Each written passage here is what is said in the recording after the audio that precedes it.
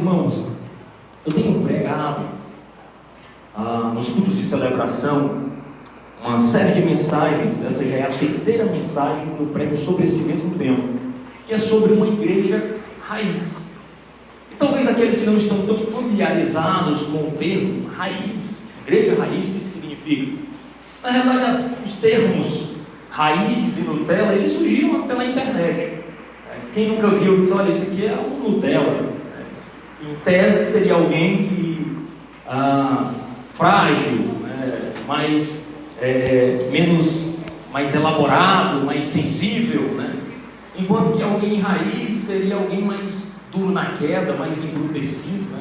Quando se compara, por exemplo, crianças, né? Esse menino foi criado em apartamento, não pode ralar, não pode cair. Alguém que já é mais raiz, o menino cai, só faz bater a poeira do joelho, segue e a vida vai. E dentro destes conceitos, eu expliquei aqui em outra oportunidade aos irmãos, eu quero tratar sobre uma igreja raiz. O que seria uma igreja raiz? E nós já assumimos uma posição. Nós queremos ser essa igreja raiz. Raiz como? Para a gente voltar a uma política dura de usos e costumes? Não é essa a minha intenção. A intenção é que a gente seja bíblico. Que nós sejamos uma igreja que seja cristocêntrica, que tenha Cristo no centro da sua adoração, que exalta o nome do nosso Senhor e Salvador Jesus Cristo, que nós sejamos uma igreja missionária, que ama vidas e que investe nesse trabalho, que nós sejamos também uma igreja acolhedora, que abraça aquele que está fora, aquele que está cansado e sobrecarregado, e nos apresentamos o evangelho puro do nosso Senhor e Salvador Jesus Cristo. Queremos ser uma igreja bíblica também, uma igreja que ama a palavra de Deus, mas não só do ponto de vista teórico, também seja praticante da palavra do Senhor. Eu falava hoje na escola bíblica dominical aos irmãos, enquanto estávamos ministrando a aula, que saber não basta, conhecer a teoria não basta, conhecer a Bíblia de capa a capa não basta, e muitos nem conhecem. Então o que funciona? Nós precisamos ter um compromisso de saber o que Cristo deseja para cada um de nós e nos empenharmos em praticarmos isso. É disso que Mateus 7, quando Jesus fala no Sermão do Monte, fala sobre os dois alicerces, sobre duas pessoas, dois tipos de homens que fizeram dois tipos de construções. Um construiu sobre a rocha, o outro construiu sobre a areia. E quem são esses homens? Jesus explica no texto. Ele diz: aquele homem que ouve a minha palavra e as pratica, assemelhar-o-ei ao homem que construiu a sua casa sobre a rocha. Então não é só saber, é praticar também. Não basta ouvir domingo após domingo, sentar aí e ser auditório para uma pregação elaborada, seguindo 3, 4 pontos e com a conclusão recheadinha, não vai mudar a sua vida. Então o que vai mudar a minha vida é quando eu deixo esta palavra entrar no meu ser e estou disposto a moldar a minha vida por aquilo que o Senhor e Salvador Jesus Cristo tem para mim e para a tua vida. Porque aquele, irmãos, que se coloca diante da palavra do Senhor, aquele que se deixa ser moldado pela palavra do Senhor. E é interessante que nós estamos estudando o Evangelho de João na escola bíblica dominical, e o Senhor Jesus, quando Pedro faz uma proposta, hoje nós estudamos sobre o lava-pés, Pedro sempre muito exagerado, Jesus disse: olha, eu vou lavar teus pés. Não vai me lavar os pés. E Jesus ameaça: só que se tu não lavar os teus pés, tu não tem parte comigo. E aí eu me lembrei, eu acho que o Hébio, que foi alguém que falou no musical, e ele foi, acho que foi o Márcio, o Carlos Eduardo, o pessoal está melhor de memória do que eu, mas ele disse assim: quando Jesus disse isso, ele não quis ser mergulhado na bacia. Ele muito exagerado, ele disse: Senhor, não só os pés, mas o corpo, a cabeça, eu quero é ter parte contigo. E Jesus retruca: não, você já está limpo. E em João 15 ele diz: vocês estão limpos pela palavra que vos tenho pregado. Então quem nos limpa? A palavra do Senhor. Quem tira as mazelas da nossa vida? A palavra do Senhor. Quem corrige a nossa visão? A palavra do Senhor. Quem aponta a nossa adoração? A palavra do Senhor. É por isso que esta palavra não pode se apartar de ti, da tua história, do teu coração. Ela precisa estar diante de ti. Louvado seja o nome do Senhor. E aqui nós conseguimos, a partir desse texto, queremos ser uma igreja à moda antiga, uma igreja que ama a palavra do Senhor, uma igreja que ama o seu Senhor, que adora o seu Senhor. E isso precisa marcar a nossa história. E Atos dos Apóstolos nos dá uma dimensão de uma igreja que glorifica o coração de Deus.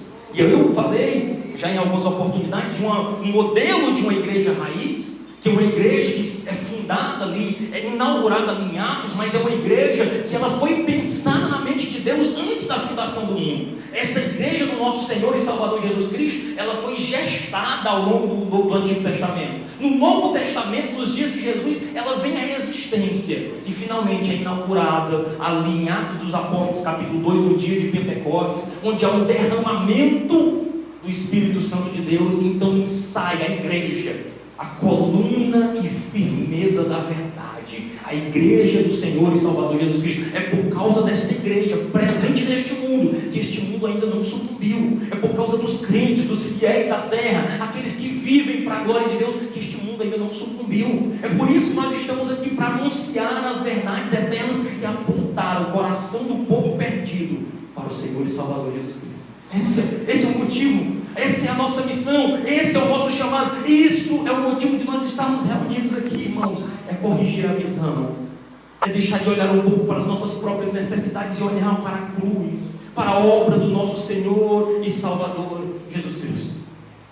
O livro Os Heróis da Fé, que eu recomendo que todo crente deveria ler, todo crente, se você não leu, não passe dessa vida para outra sem ler esse livro, Heróis da Fé, Orlando Boyer.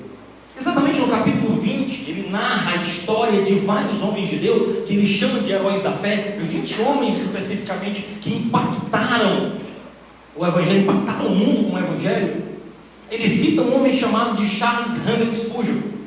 Ele é um inglês, homem poderoso, é conhecido como o príncipe dos pregadores. Naquela época, já ele lotava auditórios com mais de 15 mil pessoas, então era um homem muito usado por Deus na palavra. Mas a história de Spurgeon começou com um homem franzino, frágil, de um cristianismo muito frágil. E ele conta no livro, Orlando Boyer registrando a biografia de Spurgeon, que Spurgeon teve uma experiência com Deus muito marcante. Num culto em que o pregador oficial faltou, em função de uma tempestade de neve, um sapateiro, um homem simples, se levanta e toma o púlpito e começa a pregar. Esse homem abre a sua Bíblia em Isaías 45, 22, que diz assim: olhai para mim e sede salvos, vós todos os limites da terra, porque eu sou Deus e não há outro. O sapateiro, sem nenhuma eloquência, sem nenhuma elaboração, sem conhecer homilética, sem conhecer exegese, sem conhecer qualquer aspecto teológico, ele disse apenas para aquele jovem garoto ali, começando os seus primeiros passos no Evangelho, tinha aproximadamente 15 anos, ele disse: não olhe para você mesmo, não olhe para as circunstâncias, não olhe para as lutas, olhe para Jesus. Toda vez que você olhar para si mesmo, para as dificuldades e para as lutas, você se perderá. E por fim olhou diretamente para Spurgeon e disse: jovem, olhe para Jesus, mas olhe agora. O escritor Orlando Boyer diz que aquelas palavras tomaram conta da alma de Spurgeon, de tal modo que ele nunca mais foi o mesmo, e se levantou dali consciente do seu chamado. E nesta noite, eu quero exatamente fazer você pensar sobre isso, porque a primeira mensagem que eu preguei nas noites dessa série de mensagens, eu disse que uma igreja raiz expõe as Escrituras. Mas eu disse também que uma igreja raiz é empoderada pelo Espírito Santo. E por fim, nesta noite eu quero tratar de uma igreja raiz que exalta Cristo. Uma igreja raiz, ela exalta Cristo, ela exala o bom perfume de Cristo, ela se propõe a apresentar as verdades do Evangelho. Louvado seja o nome do Senhor. Eu quero tomar como base para trazer essa mensagem exatamente Atos capítulo 2, do versículo 22 em diante, que é o coração, é o centro de qualquer pregação das Escrituras e também como de qualquer igreja. O Senhor Jesus Cristo exaltado. Não há outro. Não há outro. Atos dos Apóstolos capítulo 4, versículo 12 vai dizer que não importa, não há outro nome pelo qual importa que sejamos salvos, apenas o nome do Senhor.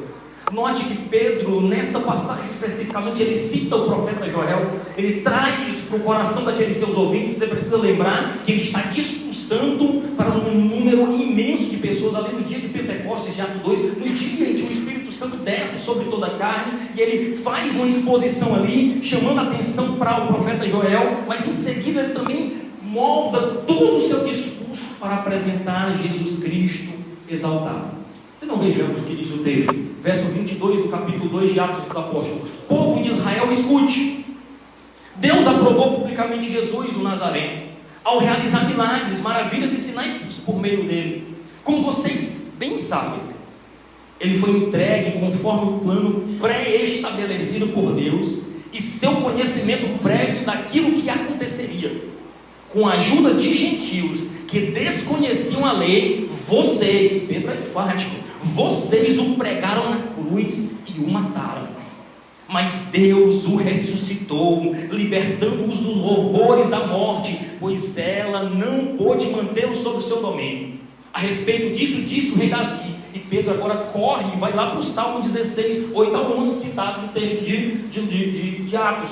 O que Lucas escreve é uma transcrição do Salmo 16, que diz assim: vejo que o Senhor está sempre comigo, não serei abalado, pois Ele está na minha direita. Não é de admirar que meu coração esteja alegre, que minha língua o louve. Meu corpo repousa em esperança, pois Tu não deixarás minha alma entre os mortos, nem permitirá que o Teu santo apodreça no túmulo. Tu me mostraste o caminho da vida e me encherá com a alegria da Tua presença. Aí Pedro toma a voz de novo, dizendo: irmãos, permitam-me dizer com toda a convicção que o patriarca Davi não estava se referindo a si mesmo, pois ele morreu e foi sepultado. O seu túmulo está aqui entre nós. Mas ele era profeta e sabia que Deus havia prometido sob juramento que de um dos seus descendentes sentariam em seu trono. Davi estava olhando para o futuro e falando da ressurreição do Cristo, que não foi deixado entre os mortos, nem seu corpo apodreceu no túmulo. Foi esse Jesus que Deus ressuscitou, e todos nós somos testemunhas disso. Ele foi exaltado no lugar de honra à direita de Deus, e conforme havia prometido, o Pai lhe deu o Espírito Santo, que Ele derramou sobre nós, como vocês estão vendo e ouvindo hoje. Pois Davi não subiu ao céu, e no entanto disse, aí ele corre lá para o Salmo 110, e diz: o Senhor disse ao meu Senhor: sente-se no lugar de honra à minha direita, até que eu humilhe seus inimigos e ponha debaixo dos seus pés. Portanto, saibam com toda certeza todos em Israel, que esse Jesus Cristo, que vocês crucificaram, Deus fez Senhor e Cristo. Irmãos, que outra palavra pode ser pregada? Se isso não aquece a tua alma, saber que aquele que você serve é Senhor e Cristo, que Ele não vai te deixar perecer eternamente aqui, por mais que as coisas aqui possam estar difíceis e apertadas, nós temos salvação em Cristo. Ah, meus irmãos, isso deveria fazer arder o nosso coração, porque Cristo é o centro da mensagem de Pedro, e deve ser o centro da mensagem da igreja. É lamentável, irmãos, o que muitas vezes nós estamos vendo por aí, a crise da igreja da nossa época, onde muitos estão centrados em si mesmo, no ego, nas suas necessidades sentidas, nas personalidades. Ah, irmãos, super crentes, igrejas com alvos, com metas, estabelecendo metas de conquistas, de bênção para as suas vidas. Nesse contexto, irmãos, de confusão, Jesus passa a ser um mero coadjuvante. Poucos abrem a Bíblia e as expõem no púlpito. Na realidade, Jesus passa a ser uma mera figura, uma boa desculpa para reunir o povo. Mas pouco se fala dele, que é a razão de nós estarmos aqui.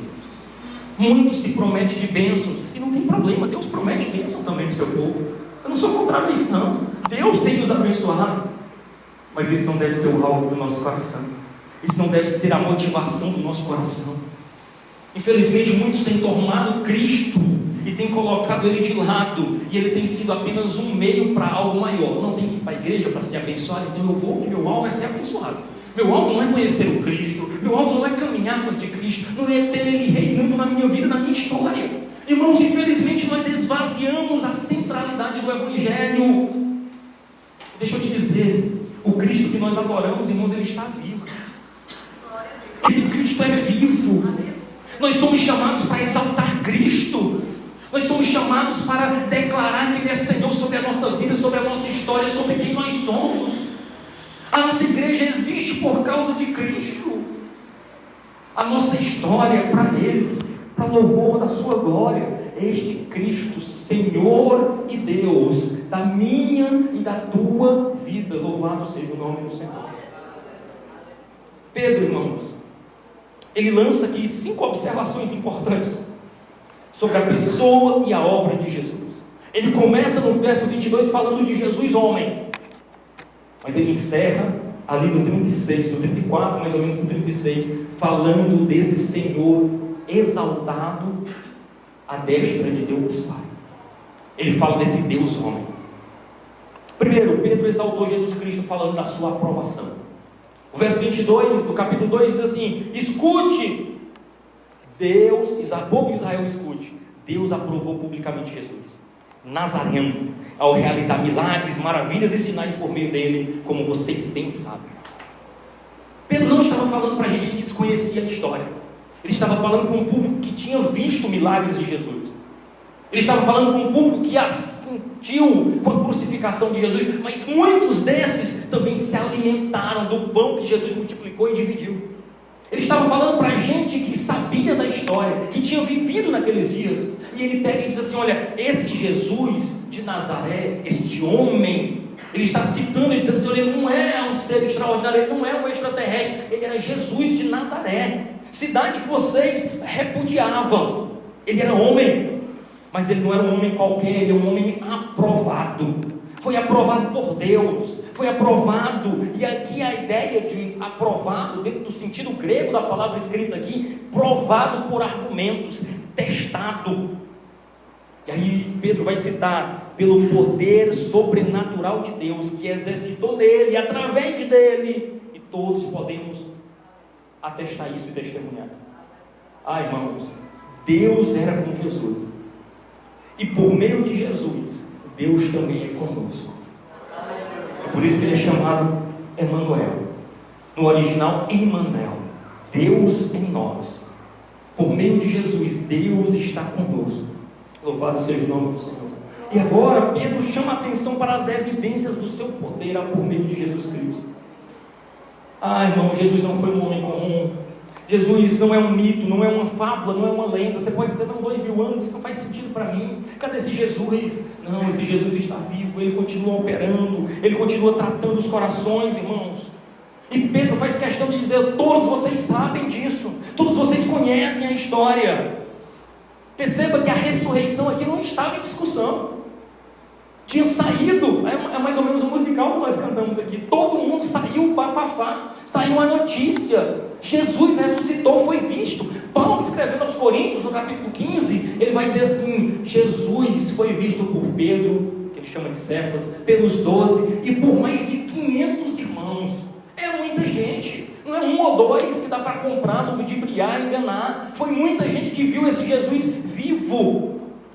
Então Pedro apenas pregou para declarar o que estava acontecendo sobre o derramamento de poder. Então Pedro fala sobre a aprovação de Jesus, mas Pedro também, no segundo ponto, fala sobre a crucificação. Pedro exalta Jesus Cristo falando da sua crucificação. Olha o que ele diz no verso 23: ele foi entregue conforme o plano de quem? Dos homens? Não. Nada foge do controle de Deus. Os homens não pegaram o Senhor Deus de surpresa. Então como é que o homem tem responsabilidade nisso? Se era o plano estabelecido de Deus, Deus planejou e os homens não fizeram nenhum esforço para lutar contra isso. Pelo contrário, quando Deus simplesmente deixa o homem à vontade, ele peca e se afasta de Deus. É nisso que o homem tem responsabilidade, porque o homem não pode se voltar para Deus sozinho. Se Deus nos abandonasse à nossa própria vontade, nós não desejaríamos um relacionamento com Ele. Se Deus nos lançasse a nossa própria sorte, nós não buscaríamos a sua presença. Então, irmão, por que eu busco a presença de Deus? Porque Ele derramou o Espírito dele no teu coração.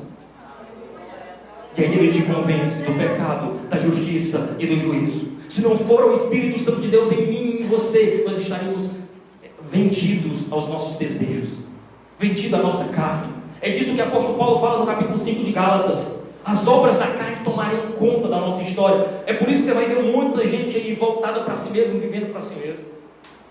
E aqui o que Pedro está recorrendo é dizendo que esse Deus homem foi pregado na cruz romana, morreu de forma vergonhosa e injusta a pedido de uma multidão. Deus planejou, era plano de Deus, e os seres humanos colaboraram. Os seres humanos se empenharam. É por isso que Pedro é enfático dizendo assim: vocês o pregaram na cruz. Cristo decretou que ele seria pregado, mas vocês não fizeram nenhum esforço para soltar o martelo e os pregos. Vocês fizeram questão de martelar os pregos do nosso Senhor e Salvador até matá-lo, destruir o nosso Salvador. Então existe uma responsabilidade humana. É a cruz, irmãos. Então é uma iniciativa gloriosa da graça de Deus. Por quê? Porque a cruz, embora naquela época fosse um instrumento de maldição, era uma sentença dada ao pior dos pecadores. Você não está entendendo? É para quem dá sentença de morte. Tem que ser muito ruim para ser morto naquele contexto pela morte violenta de cruz. Mas agora a cruz tomou um outro sentido. A cruz nos lembra que eu e você deveríamos estar lá. Mas agora a cruz é um instrumento de resgate. A cruz nos lembra que nós fomos resgatados, que nós fomos comprados. É por isso que aquela canção, sim, eu amo a mensagem da cruz, porque a mensagem da cruz, irmãos, é uma mensagem que deveria estar no nosso coração para proclamarmos, para amarmos e até mesmo morrer por ela, porque ela é a causa de nós termos sido comprados, redimidos sim, pelo sangue precioso de Jesus. Aleluia! Louvado seja o nome do nosso Deus. Pedro exaltou Jesus Cristo também. Terceiro ponto, falando da ressurreição. Pedro disse: olha, foi vocês que o mataram, foi vocês que o pregaram numa cruz, vocês são responsáveis. Mas Deus não o deixou. Deus o ressuscitou, libertando-os dos horrores da morte, pois ela não pôde mantê-lo sob o seu domínio. É por isso que nós podemos declarar: tragada foi a morte pela vitória. A morte já não nos assusta, irmãos. A morte já não nos causa medo, porque a morte se tornou para nós apenas um meio de nos encontrarmos com o nosso Salvador. Nosso destino é certo. Jesus nos comprou, nos resgatou, nos arrancou das garras da morte. O argumento de Pedro é: Deus o ressuscitou. E conforme Davi profetizou, Davi não estava falando de si mesmo, mas estava anunciando o Messias, o Salvador prometido. E ele se inclui: nós, os apóstolos, somos testemunhas disso.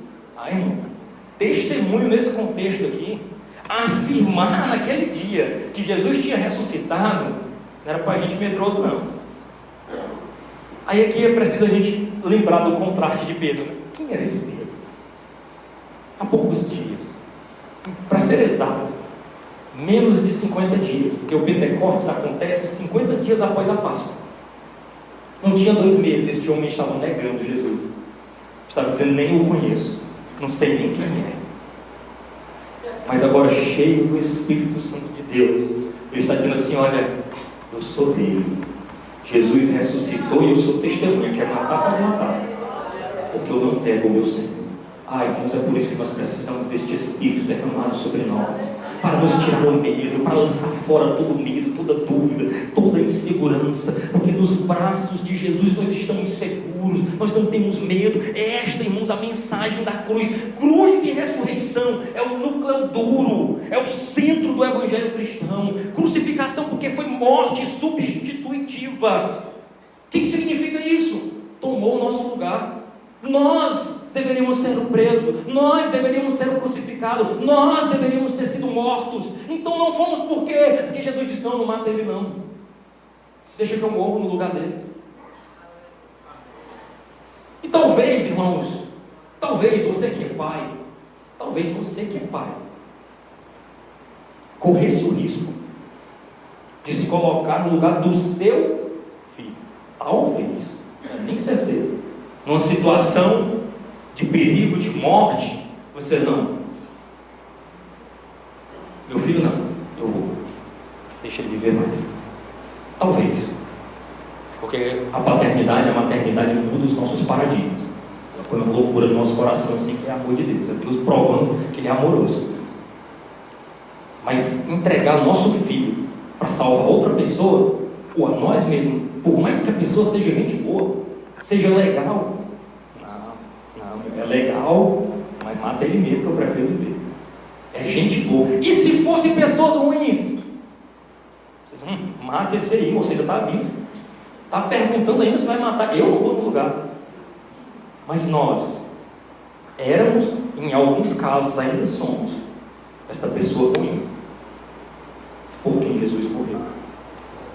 Porque Jesus depositou um crédito. Ele diz assim: é ruim, mas vai que a minha palavra transforma o coração dele. E ele morreu.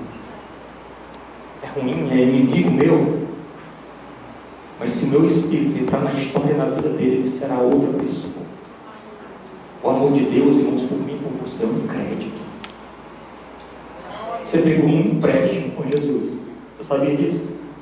Jesus te emprestou o nome dele, te emprestou o sangue dele, passou em ti, pagou tua dívida. Assim, pode pagar, pode deixar que eu morro no lugar dele. Aleluia. Este Cristo é digno de ser exaltado, irmão. Este Cristo é digno de ser exaltado. Ele morreu no nosso lugar, mas não ficou morto, ele também ressuscitou. Vitória sobre o pecado e a morte. Louvado seja o nome de Jesus. Não há evangelho sem cruz e sem ressurreição. Não existe este evangelho sem negar a si mesmo. É por isso que igreja que não prega Jesus, ela não é igreja, ela é ajuntamento. Ajuntamento, reunião, multidão não é igreja. Então o que é uma igreja? É coluna e firmeza da verdade. E o que é esta verdade então, pastor? O homem não pode salvar a si mesmo. Ele precisa olhar para Jesus. Olhe para Jesus e seja salvo. Olhe para Jesus e tenha a sua vida transformada. Olhe para Jesus e tenha a sua história mudada. Olhe para Jesus e seja alcançado por este poder que transforma a vida do mais vil pecador em um agente de transformação do Evangelho. Pedro prega sobre isso, mas Pedro também exalta Cristo falando sobre a ascensão.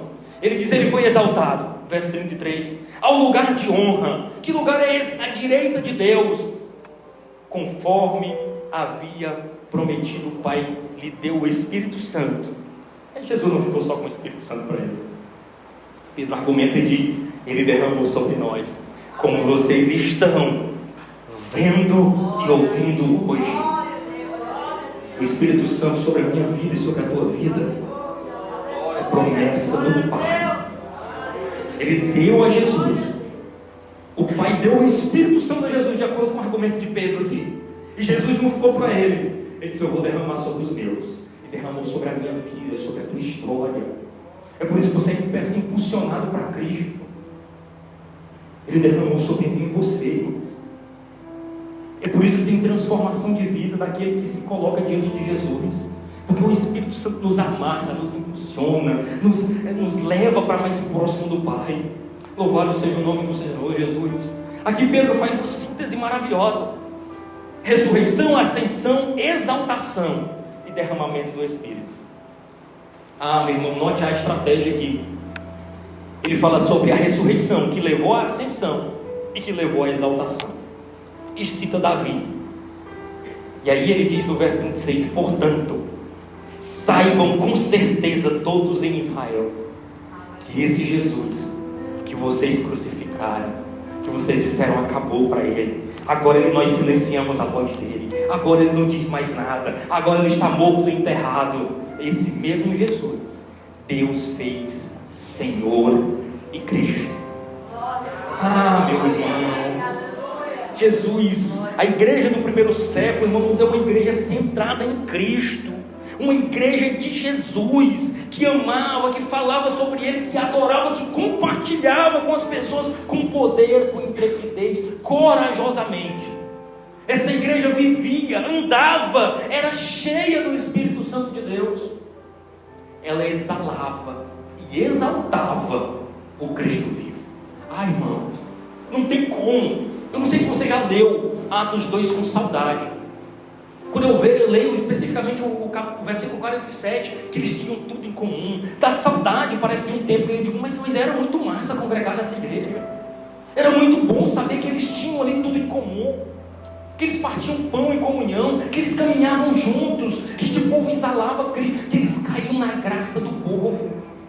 Ai, irmão, dá saudade de algo que a gente nem viveu. Ah, irmãos, a igreja raiz, ela é empoderada pelo Espírito Santo, ela expõe a Escritura e exalta Cristo, falando da sua aprovação. Homem aprovado por Deus, homem Deus, cordeiro sem defeito. Fala da sua crucificação, morte substitutiva, morreu no lugar do pecador. Fala sobre ressurreição, vitória sobre a morte e o pecado, a verdadeira esperança do crente. Fala sobre exaltação, ele reina e intercede por nós junto ao Pai. Mas fala também sobre derramamento do seu Espírito, um consolador, um amigo. E como isso se aplica a nós, a igreja de Jesus, 2000 anos depois, que congrega no bairro Paciência em Piripiri? Como isso se aplica a nós? Ah, irmãos, diante de tudo isso, é inaceitável que a igreja de Jesus viva uma mornidão espiritual, que a gente viva uma vida à parte deste Cristo vivo. Cristo está vivo, isso é a melhor notícia. E sabe qual é a verdade? E a tristeza também é que nenhum de nós tem nenhum problema com Cristo, e talvez nem mesmo com a igreja. Nós até gostamos da igreja, a igreja é legal, é bom. O mundo também não tem problema com a igreja em alguns aspectos, tem muitos deles que até frequentam. Só que muitos irmãos estão encantados demais com o mundo. Ninguém pensa em deixar Jesus ou a igreja, a gente só quer aproveitar o melhor dos dois mundos. Enquanto Jesus não volta, a gente vai aqui curtindo a nossa vida, a gente vai aproveitando aquilo que tem de melhor. E infelizmente, irmãos, muitos têm procurado o melhor dos dois mundos e têm perdido a paixão, o fervor espiritual. Muitos têm vivido uma mornidão espiritual. Sabe como é que eu entendo isso? Basta você conversar com alguém sobre as coisas espirituais, e talvez com essa mesma pessoa sobre as coisas naturais, e veja com que paixão ela fala sobre as duas coisas. E as coisas não são necessariamente pecado. Talvez o pecado seja substituir uma pela outra, ou dar mais ênfase a uma do que a outra. Converse com algumas pessoas sobre carro. Meu irmão, se você não tomar cuidado, você sai pronto para ir comprar o carro. Não, tu tem que comprar esse aqui. Ah, menina, isso aqui tá bem aqui, isso aqui tem aquilo, e tem esse efeito aqui, e aquele é tecnológico desse jeito. Melhor opção para você. Você sabe, já vou me endividar. Fala com uma paixão. Gente que fala sobre futebol, se você cochilar, você muda de time, do coração. Porque fala sobre os prêmios, fala quem é o jogador, fala que o técnico melhorou, fala sobre tudo. E agora que está na moda, corrida, que até eu estou correndo também. Meu amigo, se você não tomar cuidado, você conversar com alguém que gosta muito de corrida, você sai dali no ponto de comprar um tênis, que o sinal é caríssimo. Descobri que é caríssimo e não serve o que você já tem.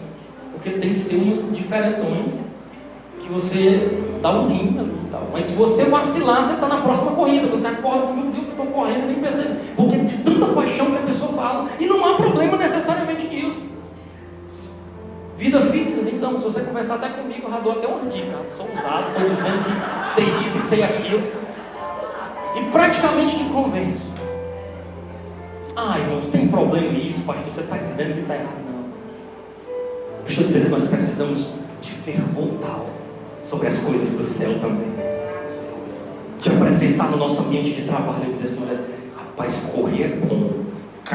Esse carro é maravilhoso, mas caminhar com Jesus, tá doido, é bom demais, é vida demais. Você precisa conhecer o meu Cristo, você precisa conhecer o meu Senhor. Ele mudou a minha vida, Ele me possibilitou tudo. Essa paixão, irmão, precisa ocupar a nossa vida.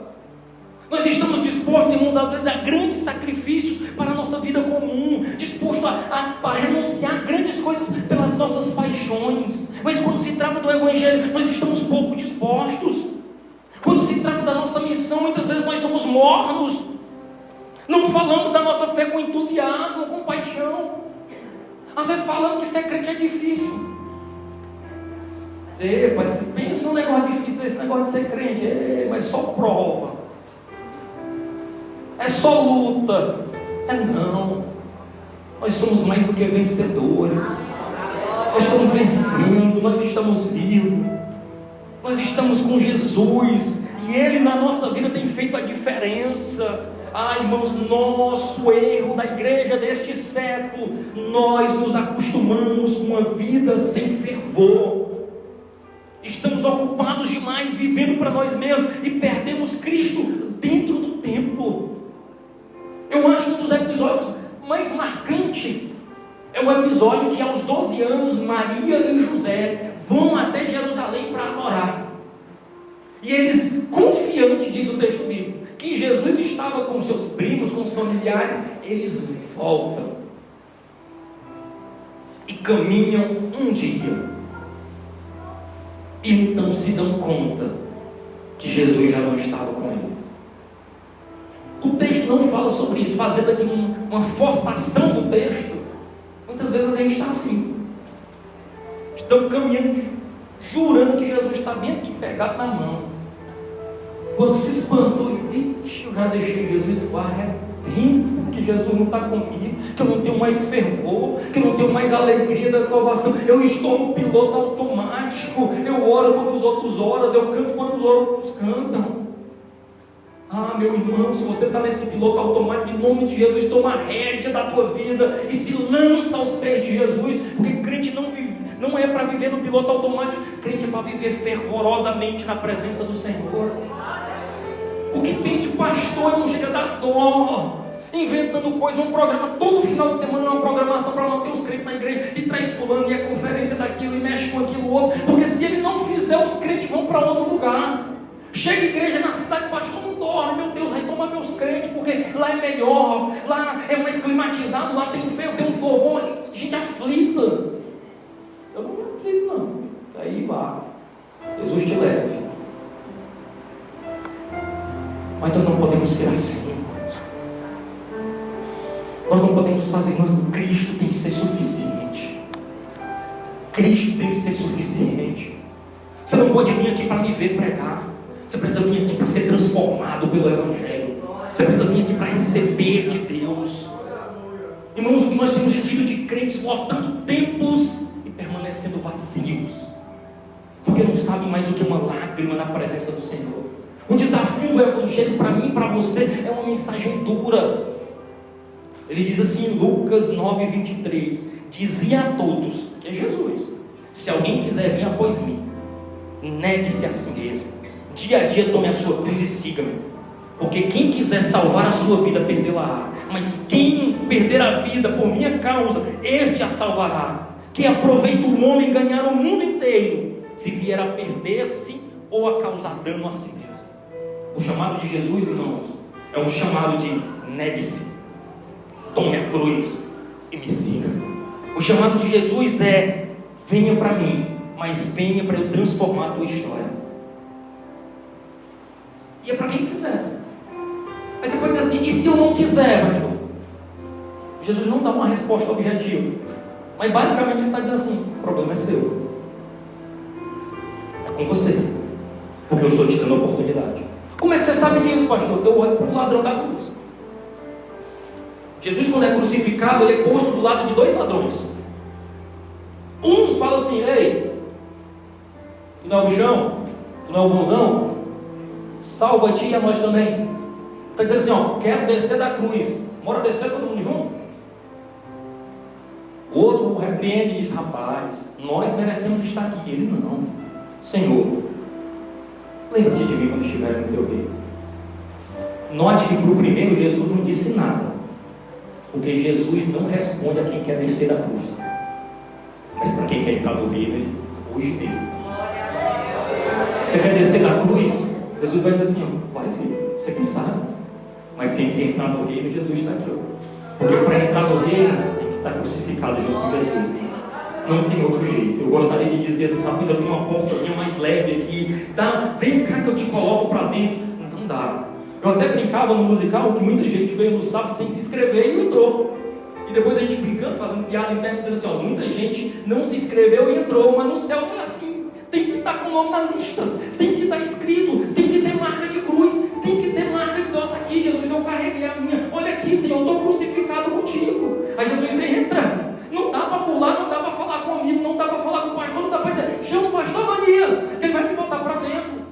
Não, irmão, porque nessa hora eu já vou estar lá tomando banho no rio da vida, porque eu vou ser um dos primeiros em nome de Jesus. Eu digo, não me chama, vou deixar pôr na ordem no anjo. Eu digo, anjo, se chegar alguém aqui perguntando por mim, pode dizer que eu estou banhando no rio da vida. Quem quiser ir lá vai falar comigo lá. Não volto na porta para botar ninguém para dentro. Porque não adianta, irmãos, tem que ter sido crucificado com Cristo. Louvado seja o nome do Senhor. Ah, irmãos, louvado seja o nome de Jesus. Você quer deixar a cruz? Você quer largar a cruz? Você não quer caminhar com Jesus? A resposta do mestre é basicamente assim, desce e vai embora.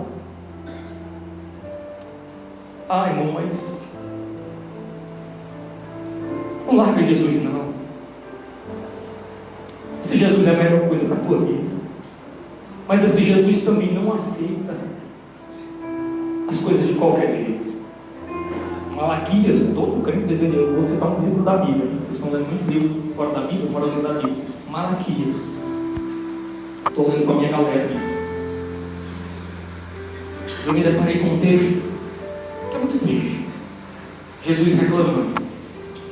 O Senhor Jesus, Malaquias capítulo 1, diz assim: olha, povo de Israel, vocês estão vindo no templo, vocês estão vindo trazendo oferta no templo, que era o culto daquela época. Nosso culto não era assim, não tinha Betel Music, não tinha, era diferente do culto antigamente.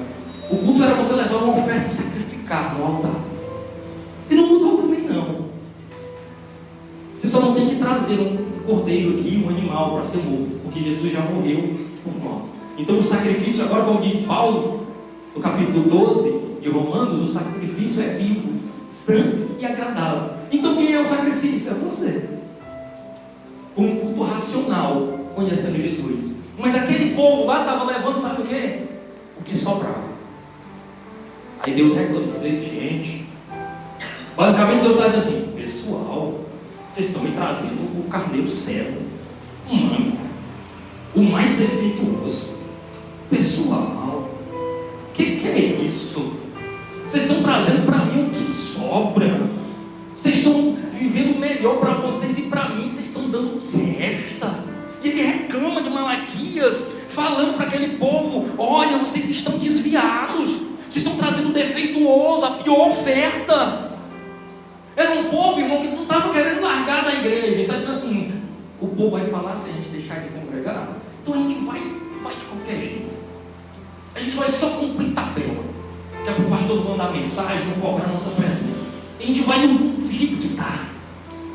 E Deus está reclamando, dizendo assim: não adianta ter preferência pelo reino, não deixar a cruz, mas prestar o pior culto que puder. Prestar apenas pelo hábito, não por amor. E aí eu não posso responder por você. Qual tem sido o seu culto a Deus? Manco, cego, defeituoso? Está entregando o que sobra do seu tempo, dos seus talentos, dos seus tesouros? Quando foi a última vez que você se derramou na presença do Senhor? Você ainda lembra? Eu não estou aqui para fazer uma avaliação, um checklist, você não precisa responder para mim. Isso é com você, Deus. Talvez você esteja dizendo assim: meu Deus, deixa eu ser mais enfático. Por que você veio aqui hoje? Qual foi a sua motivação? Ainda arde no teu peito o desejo pela presença de Deus? Você veio aqui para crescer em Deus, para ser edificado com a sua palavra, para exercer comunhão com os santos, buscar um revertimento de poder, adorar o Cristo vivo? Ou você veio meramente buscar uma vitória, um conforto espiritual? Ou talvez porque não tinha um outro lugar para ir? Domingo à noite, mas a igreja talvez seja o lugar mais econômico para ir. Deixa eu ir passar esse tempo com a tabela. Meu irmão.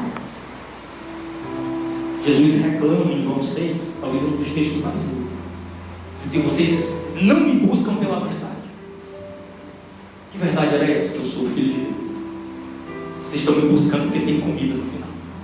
Talvez vocês me buscam devido a uma vantagem. Me permita ler um texto e um encerro.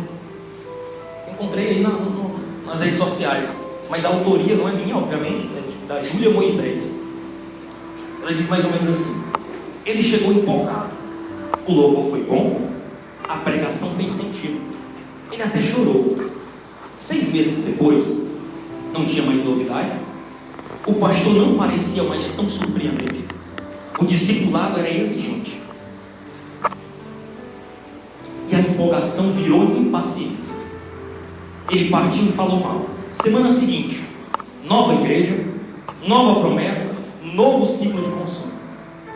E aí o alerta é: a igreja não é uma Netflix, o culto não é um show, o pastor não é um garçom espiritual. Igreja é família. Família cansa, confronta, mas ajuda a curar.